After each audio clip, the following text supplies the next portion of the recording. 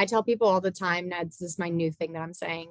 My socials are my live business cards. So for me, it's like I handed out 100,000 business cards, right? Like that's always our goal, is to hand it. We never want them, right? We want them to be out in the world. And so for me, that's kind of how I saw this. And hello, and welcome to another episode of Mortgage Influencers, where we bring you professionals who share insight into the latest trends, tips, industry technology, and services to help you be a mortgage influencer in your mortgage business.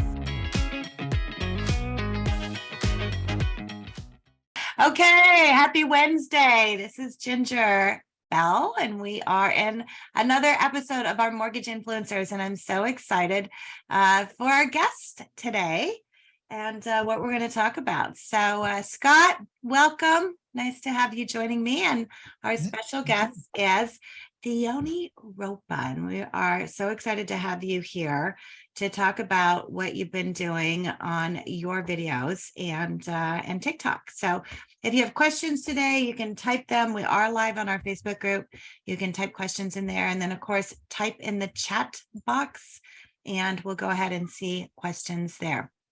So, Theoni, I'm going to let you we'll introduce yourself, how long you've been in the industry, just a brief little how you got started, and then we'll start unpacking what you've been doing, because I'm excited to share how you got 2.1 million views on a TikTok video. So how long have you been in the industry? So thanks first for having me on here. I have been doing this 7 years. I guess I've been in the industry, not as a full-time. Obviously, I started as part-time as mortgage banker assistant. I was in college. So a lot of the education part of this comes from or stems from being in college and seeing firsthand that people just don't really know a lot about our world, and it's not taught. So I've been doing it 7 years. Nice.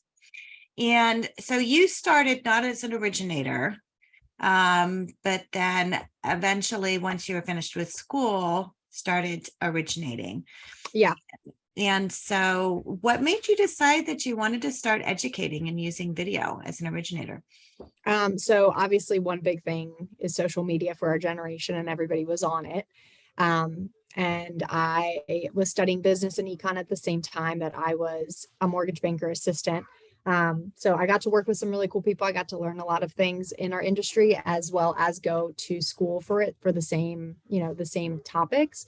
And I just saw there like, hey, everybody I know is on social, but not everybody I know can learn from social. And, I was that person at parties being like, do you know what your credit score is? And, I was in the coolest way possible, of course, but I was like, there's such a big disconnect. You guys are all on social, but nobody's learning anything that like is needed. And so I took a little bit of time to think about the things that I do learn, microeconomics, the macroeconomics, and then, just the very simple things of even like getting a credit card, and none of those things were combined. And so I was like, hey, I'm going to start using my social. And after I graduated, it was a little bit easier because I didn't really start educating people until after I did that, because I thought it was weird to sit in a classroom and like, if I had just posted about a credit score that morning. So for me, I totally understand when people are like, oh, what are they going to think of me? Because you're immersing yourself in this community, especially if you see these members every day, like college was.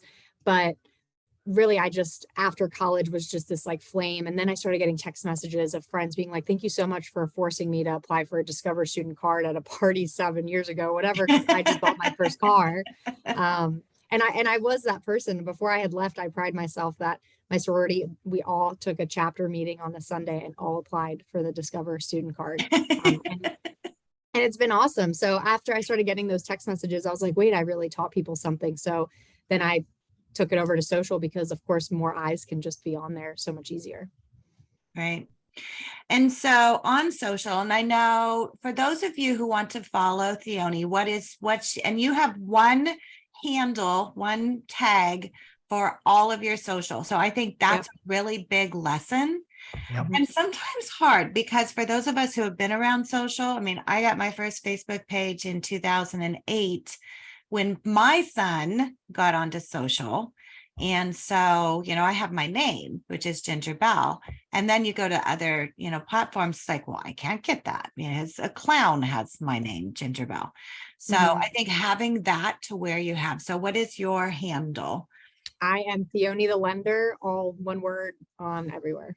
And I love that because it does, whether you want to follow on TikTok, on Insta, on Facebook, on LinkedIn, on YouTube, all of it makes it very simple. So great lesson to learn. Yeah. And so you do the majority of your videos you actually make on TikTok though, right? Yes. Yeah, a lot of my videos I do. You don't have to, obviously. I started on TikTok. I was actually really big on Instagram first, and people have the most popular question I get when I start talking about this is, do I need a business page? I actually started a business page after I graduated, and then I had a personal and a business. And my business page had like 40 followers for like 7 months. And I was like, this is insane. So I just got rid of the business page, and I was like, you're right. I wouldn't follow just a business page because I want to know somebody's personal life too. Like I want them to be together. But I got on TikTok as a means to edit and make videos because I like their editing features a little bit better, and then put them on Instagram.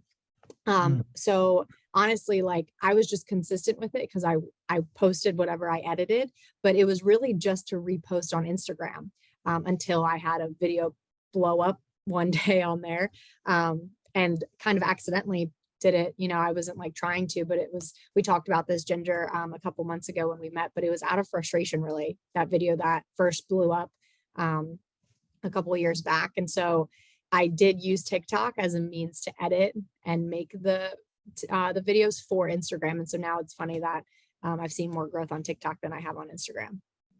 Well, I think that, I want to really talk about that first video because a lot of people, they get started, whether it's on a YouTube channel, and they watch people like you or like Kyle Seagraves who have, so many followers. And congratulations. I saw you just hit 100,000 subscribers onto TikTok. So congratulations on that. Thank you. And honestly, guys, and again, it's one of those, you talked about involving people personally and becoming a part of the journey. And that's really what social does. And I think a lot of people are afraid of that. And so the fact that you celebrated reaching that, I think probably your followers were really excited about it too, right? Yeah. I mean, I tell people all the time, Ned's, this is my new thing that I'm saying. My socials are my live business cards. So for me, it's like I handed out 100,000 business cards, right? Like that's always our goal, is to hand it. We never want them, right? We want them to be out in the world. And so for me, that's kind of how I saw this. And yeah, I mean, to think TikTok is a little bit of a different beast, I will say. Like Instagram is where you cultivate that relationship. And I have people from TikTok following me on Instagram. So that's really like I call it like the smaller community. And then TikTok is where you build that like lead gen. Like they don't, honestly, TikTok, like their algorithm's weird. So all my followers don't always see all my videos when I post them. So you have to work just as hard almost for every video. But once you hit a certain following, obviously it gets a little bit easier because people truly tune in to see your stuff. But I always say that like you're cultivating like a neighborhood that you just continuously give out live business cards to and are updating it. And they're sharing it as well. I want to talk about that first video that blew up because that really probably opened your eyes as far as the possibilities, other than just, the educating you were doing, but really the possibility of building your business. And I think people always ask this on social. It's like, does it really work? Can I really get business from it? So let's talk about that video and how it went viral. Yeah.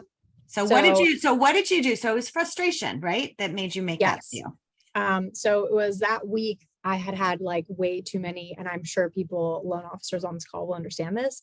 I had way too many conversations with people telling them what basic things were: pay stubs, W-2s, where do I find it? Like, and it was frustration, but I understand like the stuff is not taught. So people just don't know, but finally it was like a Friday or Thursday afternoon, like the end of the week. And I propped my phone up and I wanted to post it on Instagram, right? So I propped my phone up, like I had a stand and I didn't even use it. Like I took this thing and I put it up on my That's how computer. frustrated you were. Yeah, I was like, this is insane. Like people just need to know what they need to have if they want to buy a house this year. And it was in January of 21. And so I propped it up and I was like, here's what you need. Like if if you want to buy a house. And I just took all the conversations that I had with people and I just combined them into a video. Like I told people to create a folder on their desktop with W-2s, pay stubs. And if you don't know where they are, like, here's where you can find them. And I was at the grocery store 2 hours later. And I just started getting emails. And back then, if you're not a creator, you don't have access to the sounds and to all this stuff.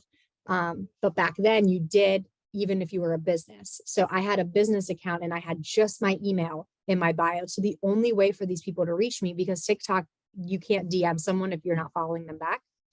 The only way these people could reach me was by emailing me. So I had all these like emails coming in and I was sitting at the grocery store picking out a pasta. And I looked at my then boyfriend, but now husband. And I was like, what's going on? Like I'm getting all these emails. And it was just in the subject line, like TikTok, buying a house, like need to buy a house, looking to buy a house, like it was just all these things. And I was like, oh my gosh. So I go to my TikTok and it got like 10,000 views at the time. And it was just a couple hours in. And then overnight, I had the link to my application also in the one link. They give you one link and then one way to contact you. So then I was just getting applications. And at the time I was working for a federally chartered bank. So I had all 50 states. So I had all these people from all over the US giving me their social security numbers and just filling out applications left and right. And so that went on all night long. So let's talk about that. So it went viral. Mm-hmm. How many tracked applications from that video did you get? 222. Okay. And from the 222, how many funded loans? 20, 25. Yeah. From 25. the one video.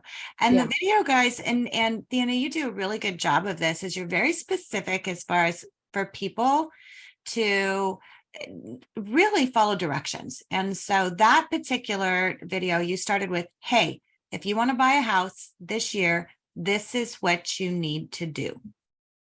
Period. Nothing fancy. It was just, if you want to buy a house.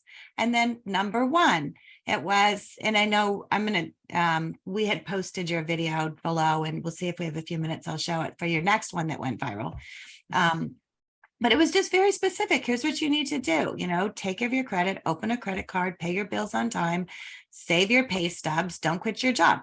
It's not, it's not like, oh my gosh, that's so amazing. It's like, it is honestly the basics, right? Well, and I honestly think that a lot of times we as professionals take it for granted that we're like, oh, well, everybody knows that. That's the simplest stuff, but it isn't. It's like they don't understand it. I have a couple of questions for you. So how long had you been doing the TikTok videos? Did you say that first viral video was on your business page, was on your business TikTok or your personal TikTok? It's the same TikTok I have now, but TikTok allows you to change your accounts if you're a creator or a business. At the time, it was considered a business one, but it's the same one that I've always had. It's just the one account. And how long had you been on TikTok doing Before videos until you, like what was different about, I guess what I'm getting at is, one of the things that I like to avoid in this industry, we love to point out the instant millionaires. Mm-hmm. We talked to Theoni and it's like, she's got 2 million views. Okay, but nobody sees her crawling on her hands and knees through broken glass and rusty nails for 5 years before she figured it out, right? Yeah. And that's kind of the part that I want to I want to unpack, because I love the fact that it was a moment of frustration because you were so genuine and there was so much emotion in it, and you were just like, I'm gonna pull my hair out if I don't get this off my chest.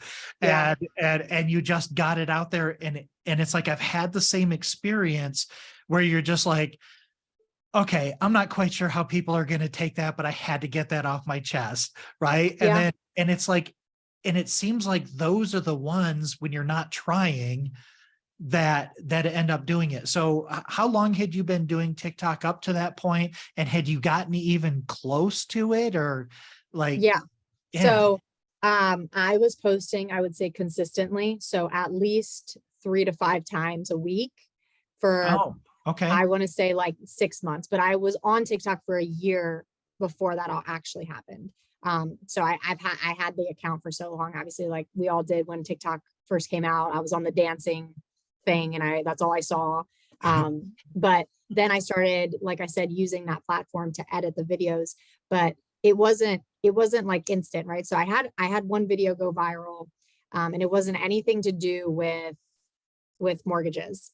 It was an office dog that we had at the time. And again, that was the same thing. I was like, oh, this is such a cute trend. He didn't do anything but like lay on his dog bed and he just blew up. And I was like, wait a second, like people are all actually on this app. Like I had no idea people were actually used it that way, you know? And then that's when I was like, okay, maybe if I start posting mortgage stuff, like that'll get a little bit of traction. So, I mean, I was Nice. getting like 1,000 views, 2,000 views, 3,000, which it sounds like a lot, but in TikTok, like I take, like I use it to compare with Instagram. So really, if it's Instagram or Facebook, those are like your 100, 200, 300 views that you can compare it to. So it's nothing like crazy for TikTok to get a couple thousand views. Yeah. I think the most I had ever gotten before this video actually happened was maybe like 15,000 views, and a couple comments, but the views are different than the likes too, right? And so there wasn't a video. I tell people this all the time because this is another question that they ask, like, why do you think there was that one video that people actually applied? And when they went to my page, I had posted enough for people to have then looked at a couple other videos and then go and apply on my link. So Yeah. when you're first starting out a page, I tell people don't share your page unless you have like 15, 20 pieces of content and you're leading people somewhere. So then I started to understand, like, I almost prepped my page to go viral. Like I had a link, I had a call to action, I had somewhere to send these people. Yep. I mean, I didn't do it intentionally at the time, but now I'm starting to think like that's exactly what I did. And then when that video blew up, it was just, I had the other videos, people Prepared. saw me, they liked me, and then they had a call to action to go to. That I love what you said about that, because that's 100% true. Anytime anybody sees us, I think they're Googling our names. Even if they're a referral from somebody, they're still Googling our names to see who we are. Yeah. And when you have trust assets, they're like, okay, this is somebody who does this. Like they have all these other videos that have all these views. You said something that was important, because when I hear thousands of views, I'm like, oh man, I don't have 8 hours to reply to comments. Like, how much engagement is there on TikTok? Is there a lot of back and forth? Is there any of that? Yes. And this could be good or bad. So Sure. I mean, and I'm gonna just 100% honest. When you're teaching people something on the internet, this isn't going to be a shocker to you guys, but once you hit these numbers of followers and this many eyes, people are angry, and you're going to get people that are, just feeding off each other's anger in the comments. Sure. But I don't care, because whatever, if my video is going to blow up and be shown to more people, then like go at it with each other. But there is a lot of engagement that goes back and forth. Now on TikTok, if you are quick to respond to somebody, and let's say a video does blow up, they will pin your comment to the top. So for example, a couple months ago, I went viral talking about a home buying roadmap that I could help people save. I tell people 20 grand is a good place to start when you're thinking about saving for a home. And so I was really early to comment on that, but the video itself took 4 days to actually go viral. So that was my first guy. The first person to comment was like, how can you help me save 20K? And I was like, it's pretty easy. If you have a roadmap, shoot me a email. It's in my link in my bio. And then like 700 people liked that message or that comment that I responded back. So it's like that sort of engagement in the comments is almost more important sometimes than even what you have in the caption. So, but your engagement, so let's say just that video, how much engagement do you do in the comment thread, or do you just kind of let them run? Like you said, when you have that many people and you've always got your trolls, and you've always got your guys that think that they're smarter than everybody else. And well, here's an opposing view. Let me say it on your channel, which is, right. I've never quite figured out, but so how much engagement do you have to do? I mean, it sounds like you're getting an absolute ton of applications from people you never talk to. Yeah. Yeah. But I take, I want to say like if a video goes viral, it probably takes me like a total of anywhere 4 hours, like throughout the day in total to respond to people. And I kind of just do it whenever I can. And I just direct people into the link in my bio. So I like having a website and having that is the key to that. So you set aside some time and you go through all of the comments and you reply to the ones that are genuine, that people actually want questions. Yeah. Yeah. See, I love this conversation because this is the way that people have to think. That was just 4 hours of prospecting. Yeah. Like that's it. That's not with that people much. you didn't know. With people that you didn't know. Imagine if you had the opportunity to go out into a group of people who are looking at some time buying, refinancing, not really sure. It's kind of like, yeah. But if you had that group, I mean, imagine a very, a small basketball court, if you will, because that's kind of what it is, if you put a visual, and you're standing in the middle and they're kind of like, oh, hey, yeah, what do you think? And you spend 4 hours. It's basically, and Scott, you and I have always said, being at the front of the room, as a speaker. And I always do this. If I'm going to go to an event, I want to be the person that's at the front of the room, because that's where you build that authority, and that's where people come in and talk to you, and that's where you do better networking. And so basically what you're doing is you are being at the front of the room. Well, not only are you being at the front of the room, but we make money as originators by answering questions about qualifying for a mortgage. Yeah. So every time you can engage in a conversation about that. And I would say one other thing, Theoni, you said every subscriber is like a business card. I would go one step further than that. Every single piece of content you create is a business card that gets shared around to thousands of people every single day. So it's not just that 100,000. It's like every single view, every single eyeball is somebody passing your card around. And, we talk about this, Ginger, every time you create a piece of content, you're cloning yourself. And you're creating an army of clones of you referring business back to yourself. Yeah. Right. And man, I wish I was like 20 years younger and wired for this, because it really does sound fun. But like at my age and where I'm at in my career, I'm just like, man, that just seems like, I don't know if that's quite my flavor, but it's a really, really fascinating way to engage with people. And that's really cool. I mean, are you finding an age demographic, or are you attracting people your age primarily? I'm attracting 97% female. I look at my analytics all the time, and the age range is between 28 and 36. I love that.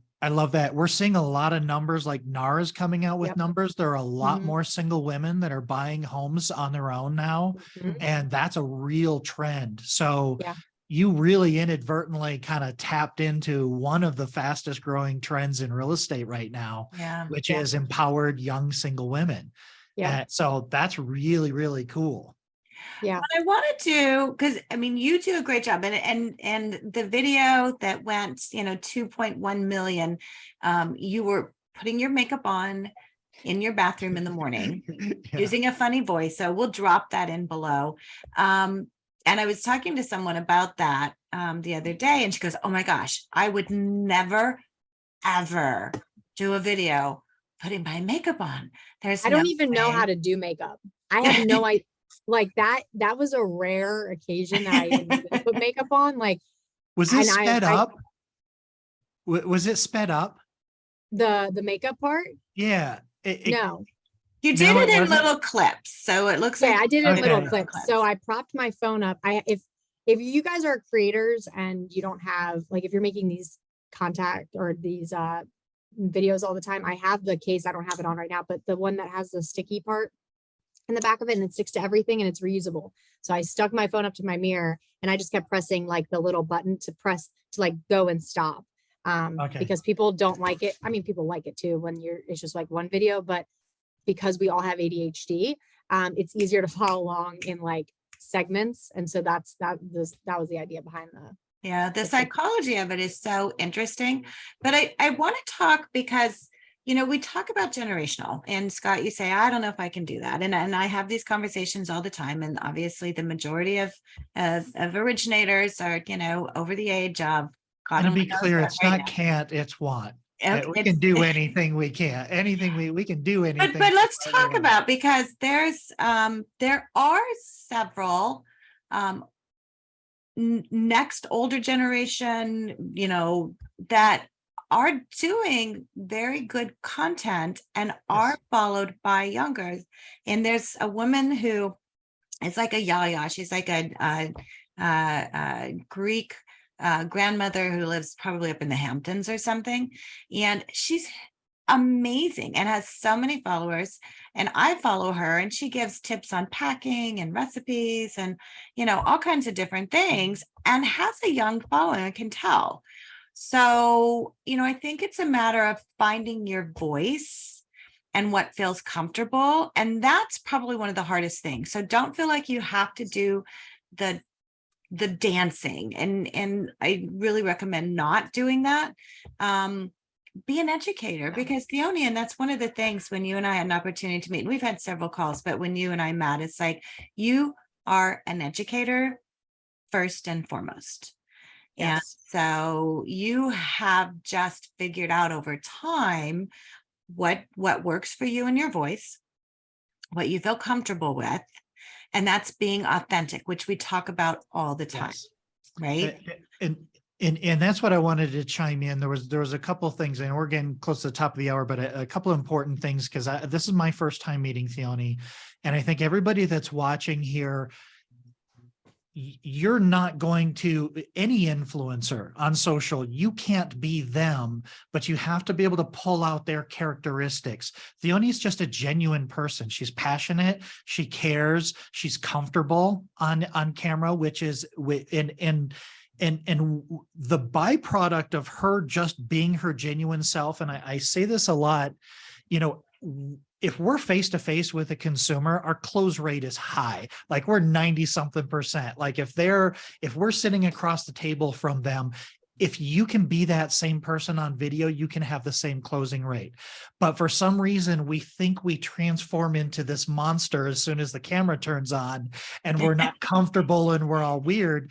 But, Ginger, you say something all of the time that I think is so important, that's evidenced here, is when you create content, you attract the type of business that you want to deal with. So based on your content, you create that kind of business. So Theoni has this huge audience of people that they perfectly resonate with her. They know, like, and trust her before they even reach out. She already has all these things in common.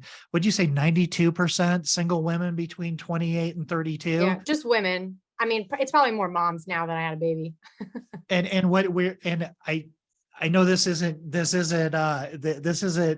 necessarily, you're not supposed to ask women their age, but are you in that range? Yeah, I'm 25.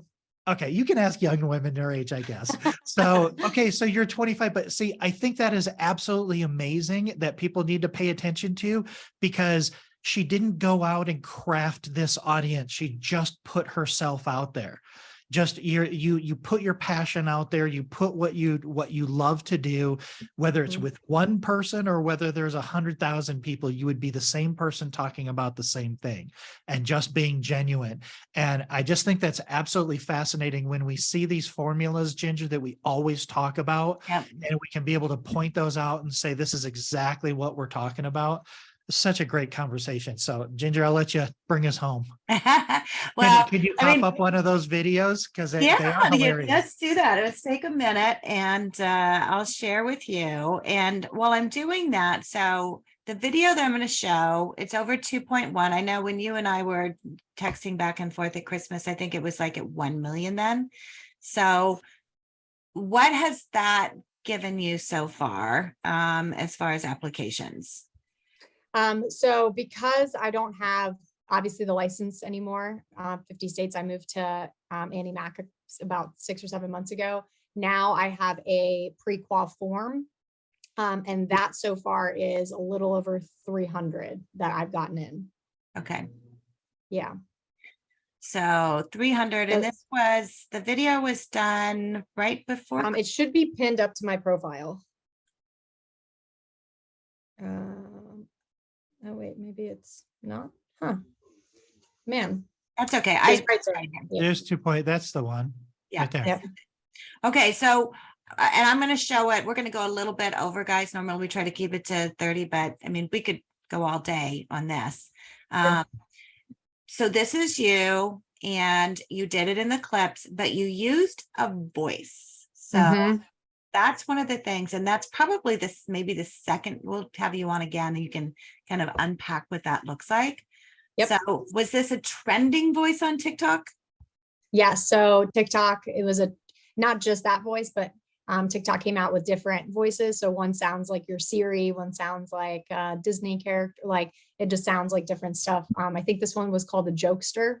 And so I had heard other people using it and I was like, wait a second, like that's really cool. And so, I mean, I recorded the video and then you do it afterwards. So I just threw that on there. Again, not really thinking about it, but just to kind of add a little bit of spice, you know? So recorded the video, threw it on there. It changed your voice into this trending voice, which can help if you're watching certain trends, whether it's music, whether it's the voices, especially if TikTok has their own trends, then that can help you. It's kind of like getting into the fast lane. If you're, if you have more than one person in the car and you can get to, in the fast lane, then that's kind of what you're doing. And that's what a lot of the trends can help you. So you don't have to think about, it doesn't have to be dancing. It doesn't have to be things like that, but it can be music. It can be sounds, and it can be a voiceover. So, and sometimes it can just be like I have another one that blew up, me just walking to a room. Like I saw that. Yeah. That was just be that easy. Yeah. Yeah. So I feel like they're getting easier, thankfully. Well, no, you're getting better. It's true. Okay. So we'll play this. It's not real long. Here are 3 things that you need to start doing today if you want to buy a house in 2023. And for those of you who don't know me, hi, I'm Theoni the lender. I have been a mortgage banker for 7 years now, so listen, man, very smart. The first thing is get your credit in check, sister, okay? Make sure that credit score is 620 and above. What happens when we pull your credit is we pull TransUnion, Equifax, and Experian, and then we take the mean or the middle of those 3 numbers, so make sure that all of your numbers are over 620. You're going to hear programs like, oh, we can go down to 500, 580, 600, but your interest rate would be insanely too high. And so I don't set my people up for that. I set them up for success. So 620 and above. Okay. Next thing is very simple. Don't quit your job. Keep your job. And the third one, very important. Try to save as close to 20 grand as you can. Now, even if you don't use all that 20 grand, it's not a bad idea for furniture and stuff. Here are 3 things that you need to start doing today. If you want that you need to start doing today. Okay. So that was it. It's and very good information, very specific. Here's what you need to do. And then I'm going to pull up the other one because this one was really. I love it. There was a comment in there that said 20K ... see you in 5 years. I know. The cool part about the comments too is that you also get, like, I get a lot of my content ideas from it too, because people will also just be like, can you make a video about XYZ? But I think I did another one, Ginger, that also blew up. Yeah, that one got the 1.2 million. Yeah, this one. The other one that was 3 things to write down is the same format that I used as well. So yeah, and so this and this was during the holidays. So you set your camera up, your phone up, and did that. So you used a trending song, and then you typed it. So it was the overlay in there, and so that's what this one was.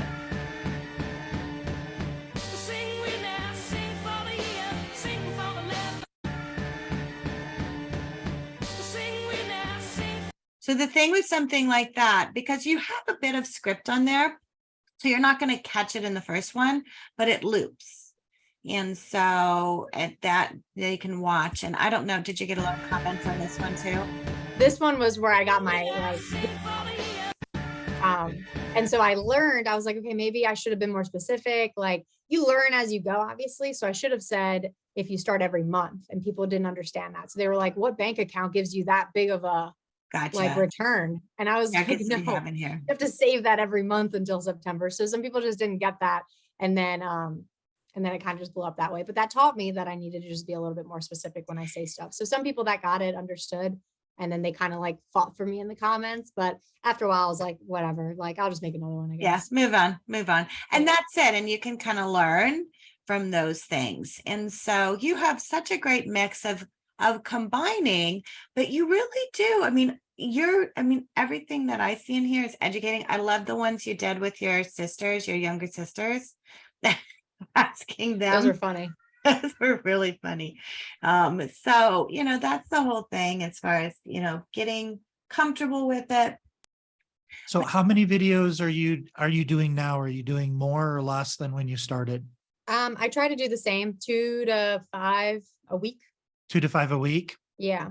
Yeah. And you've been doing that pretty consistently? I've been pretty consistent about that for so when I will say this, for the people that just think like you can get on TikTok and forget about it. When I had my kid back in March of this year, I kind of like stopped posting for a little bit, and TikTok doesn't like that. Like if you're not if you're not 2 to 5 a week, or even like 1 a week, it just won't show your videos anymore to the algorithm. So I was actually seeing my follower count go down, and I was stuck in the 70s for a really long time, which sounds insane to even be, saying that, but it was just so frustrating to see that number it was almost like a year. And so when I met Ginger in October, that's when I was like, I'm going back to my 2 to 5. And so it took that long for the video in December to then blow up. So it's just kind of like a building block again. Yep. So good. So we're going to go ahead and close it. We're way over time, which is, I'm not surprised at all. We could have a conversation all day. So here is, and when we met in October, I told Theoni, I said, I want her on stage, and we did get you on stage at the Sales Summit. But that is still a goal, because we need your next gen to really take that on, and I want to see you on stage. So here's an invitation from Scott and myself. We are going to be doing, we're calling it a content creators club, and we're looking at doing it. Scott recently moved to Colorado, and this is where we're probably going to host it at. But we want to do like a 2-day workshop to really dive into this, and to talk about creating content and educating what we need to do as an industry, coming together to be able to educate consumers from any generation, whether it's your generation buying their homes for the first time, whether it's those that are, looking at reverse mortgages and aging in place. I mean, there's so much education that needs to happen. And so we would like to extend a personal invitation. We would love to have you as a speaker, give you a session to be able to speak at that event. So we'll get you the details. We're kind of looking at, I think, April, Scott? Yeah, I think somewhere around there, April, May. Okay. Yeah. Yep. So you're going on stage, baby. Warm up a little bit out here. I love it. I've been wanting to go to Colorado for quite some time now, so this gives me love it. Bring the fam. Absolutely. It goes everywhere I go. Nice. I love it. Thank you guys Thanks, so much, Theoni. Danny. And for those of you who want to follow Theoni the Lender, I'll drop that information below, and we'll see you next week. So next week we're going to dive back into podcasts. Dave Steinberg is going to join us and talk about a podcast that he's been doing for the past several months and having great success with. So that's what we want to do here at Mortgage Influencers, is really share what influencers are doing. So thanks, guys. We'll see you next week. Bye, guys. Thanks. Bye.